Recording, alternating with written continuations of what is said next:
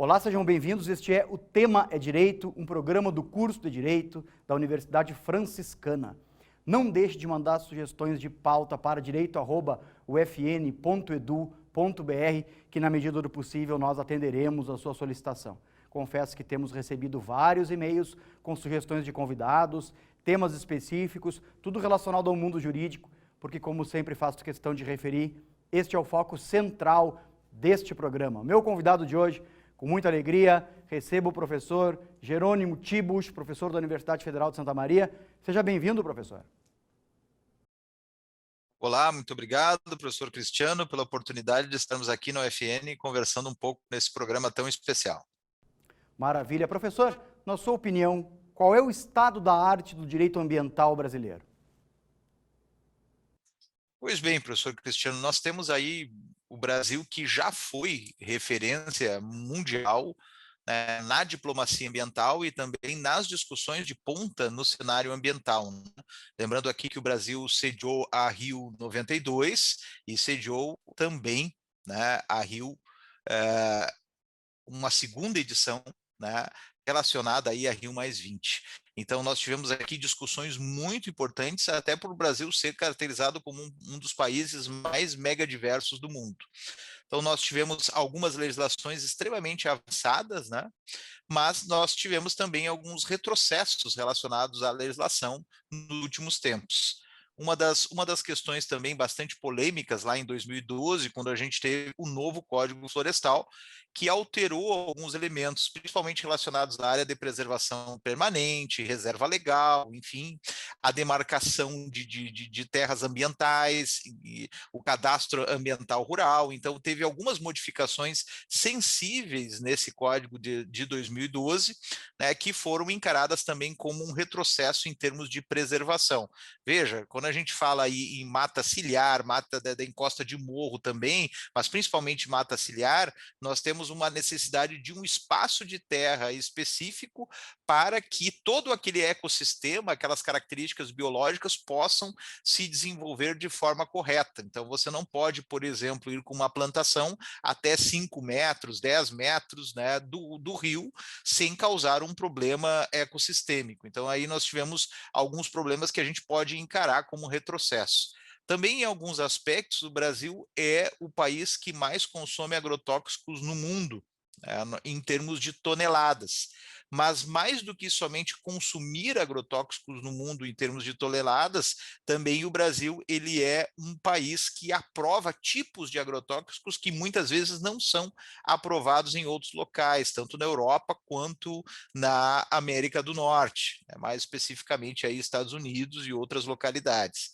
E o que é paradoxal para nós também é que, na realidade, determinados agrotóxicos que não são aprovados no território europeu são utilizados no Brasil e o Brasil exporta produtos para a Europa utilizando esse tipo de agrotóxico, que gera verdadeiras polêmicas, né, no cenário internacional. Esses são só alguns aspectos também que vale a pena salientar, são os aspectos de fiscalização.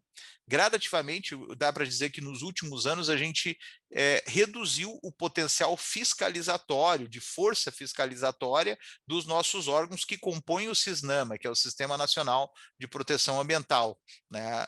E esse potencial fiscalizatório que reside no IBAMA, nas fundações estaduais, no nosso caso aqui a FEPAM, né, e também nos órgãos municipais de fiscalização. Então, além do território ser muito território continental, né, a ausência de recursos, a ausência de aparelhos corretos para a fiscalização, de meios de transporte, nesse sentido, ocasionam aí problemas seríssimos, né, em relação à fiscalização ambiental. Professor, o que dá para prospectar aí em relação ao futuro, considerando esse quadro aí de decrescência da questão ambiental no Brasil, como o senhor mesmo fez referência? A questão ambiental ela tem que ser encarada como uma questão que a gente poderia utilizar um termo aqui glocal, né? Global e local, né? Então, no cenário interno, a gente precisa pensar que toda questão ambiental ela é sempre encarada como uma questão socioambiental. Então, quando a gente fala em biodiversidade, não dá para esquecer das relações sociais e antropológicas que compõem a biodiversidade. Então, quando a gente define alguma estratégia ambiental, seja ela normativa, de termo de ajustamento de conduta ou uma ação ambiental, é necessário pensar nas comunidades envolvidas.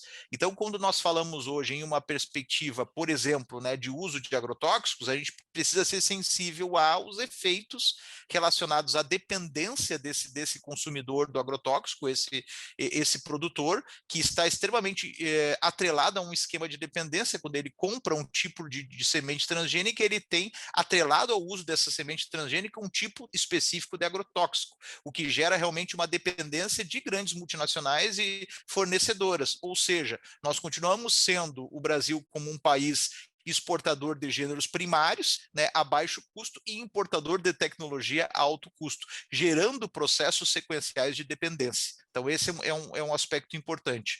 Um outro aspecto importante de se salientar também é que a construção de grandes empreendimentos, sejam eles hidrelétricas ou outros, pressupõe a preocupação com as comunidades ribeirinhas, com as comunidades locais. Recentemente, a gente discutiu a perspectiva do marco histórico relacionado à demarcação de terras indígenas, né, povos quilombolas. Então, nós temos uma série de elementos que precisam ser pensados em relação ao empreendimento de grande monta, que são elementos sociais importantes, elementos de justiça socioambiental. Então, nesse sentido, esse contexto todo ele precisa ser avaliado no Brasil hoje em relação aos impactos ambientais. É um contexto interno, mas que tem realmente uma grande repercussão fora do país e que o Brasil precisa se posicionar muito bem em relação à particularidade da geopolítica ambiental e também da diplomacia ambiental. Não é possível que o Brasil, que possua uma das reservas mais importantes e mega diversas, como a Amazônia, e também recursos hídricos vastos, né? Sem falar do aquífero Guarani ou do próprio aquífero submerso que se encontra também na bacia amazônica, que um país desse não preste contas realmente ao mundo em relação à forma com a qual gere esses recursos, a forma com a qual trabalha com esses recursos. Não significa ingerência dos países de fora, mas significa um compromisso e um pensamento para as gerações futuras, né? Nós estamos falando de direitos de pessoas que ainda não existem, né? Então, pensar em uma justiça intergeracional é algo importantíssimo na área ambiental. Professor, tu acha que é possível explicar a questão ambiental brasileira a partir de políticas de governabilidade? Quando a gente fala em políticas de governabilidade, a gente tem utilizado muito o termo governança ambiental, né? E ela vai um pouco ao encontro em relação à pergunta anterior, quando a gente fala nessa perspectiva tanto local quanto global. Então, dentro desse cenário, o que é necessário? É necessário que a gente respeite realmente a estrutura de competências, né, do Sistema Nacional do Meio Ambiente, do SISDAMA, onde você reforça os órgãos de fiscalização e as diretrizes gerais por parte do IBAMA ou do próprio CONAMA, né, mas que você tenha também no cenário da divisão de competências constitucional, no cenário estadual e municipal, uma ação muito forte dos órgãos de fiscalização. Então você precisa ter aí uma boa conversação, mas essa boa conversação depende de políticas públicas eficazes, de um governo central, de um governo federal, que proponha políticas eficazes de controle ambiental. Então, se você não tem esse incentivo por parte da União, por parte do governo federal, por óbvio, também você vai ter uma espécie de decréscimo, né, em relação às políticas adotadas nos estados e municípios em relação às questões ambientais. É necessário esse incentivo por meio de políticas públicas que sejam eficazes e que sejam trabalhadas de forma colaborativa. Então, esse processo de governança interna ele é interessante, também na relação internacional. Nós temos danos ambientais que são danos ambientais transfronteiriços, que às vezes podem se resolver com um acordo bilateral e outras vezes podem realmente estar integrados a um tratado ou fruto de uma grande conferência, de uma discussão ambiental.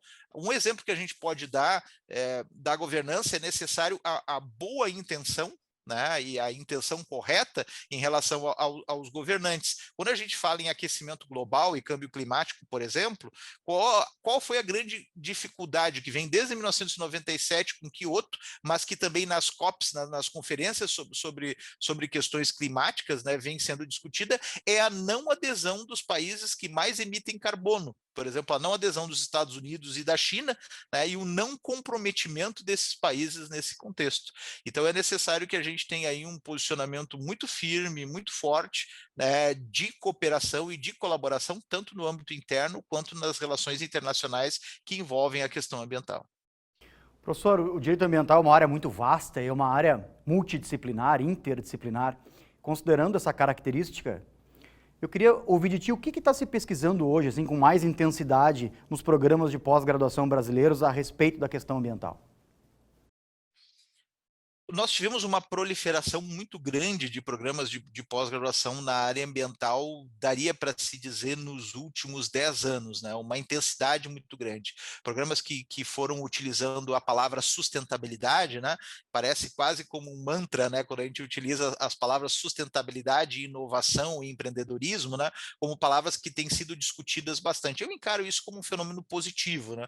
Você poder discutir estratégias inovadoras que não sejam estratégias inovadoras tão somente na área de tecnologia ou nas áreas mais duras, mas que também sejam estratégias inovadoras na perspectiva social. Por isso fala-se muito em incubadoras sociais, enfim. Então, essa estratégia, de certa forma, ela também foi absorvida por programas de pós-graduação em Direito. Então, por exemplo, só no Rio Grande do Sul, a gente tem 5 ou 6 programas que trabalham com uma linha na área ambiental. Então, essa perspectiva, cada programa vai acentuar para algumas combinações. Por exemplo, aqui próximo de nós, a Unijuí trabalhando sustentabilidade e direitos humanos. Né? Então, é um exemplo, né? A ligação da sustentabilidade, né, como o cômputo dos direitos fundamentais, como os direitos difusos de terceira geração, sendo aí desenvolvidos com um certo destaque. Outros programas indo também para a área do direito dos desastres, né, que não é necessariamente uma vinculação muito próxima, muito total à perspectiva do direito ambiental. Daria para dizer que o direito dos desastres surge como um braço possível de reflexão, né, também oriundo do direito ambiental, mas que envolve aí uma série de outras áreas do direito, envolve direito penal, envolve direito civil, envolve processo civil. Então a perspectiva de direito dos desastres também é algo que está sendo bastante discutido. Ainda não consegui localizar isso como uma linha específica de um programa de pós, né? Mas quando se fala também em desastres antropogênicos, se fala em justiça socioambiental. Então esses são temas muito interessantes que conseguem hoje compor o entendimento do direito ambiental para além da legislação dura, mas o entendimento para questões que são socioambientais, para questões de justiça socioambiental. Então a gente tem encarado e encontrado diversos programas que estão buscando esses elementos. Dá para dizer que a gente, a partir da Rio+20, teve uma profusão muito mais forte, a partir da Rio+20, um elemento muito mais intenso de criação de programas que voltam à área ambiental. Até porque esse é um fenômeno recente, né? A gente poderia dizer para o início do século XXI que a gente começa a ter mais intensamente nos currículos das graduações em Direito a disciplina de Direito Ambiental. Antes, a disciplina de Direito Ambiental era relegada somente a uma disciplina complementar de graduação, uma disciplina optativa, e hoje ela faz parte da maior parte desses currículos. Inclusive, nas últimas orientações sobre as diretrizes curriculares dos cursos de Direito, orientam que ela faça parte do núcleo rígido das discussões relativas a direito ambiental.